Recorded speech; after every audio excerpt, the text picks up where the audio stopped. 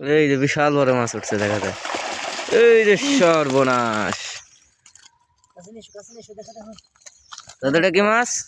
রঙিন মাছ, এটা কই কার্প। মাশাআল্লাহ, দেখছো কত বড় মাছ।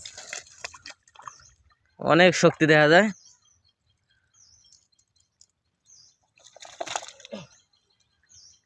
দেখেন আপনার দর্শকদের একটু দেখান রঙিন মাছ।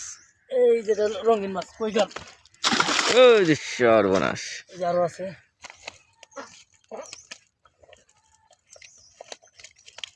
এই যে কই কার্প মাছ। মাশাআল্লাহ দাদু, মাছের চেহারা আপনার চেহারা সমান। এই যে আরো আছে।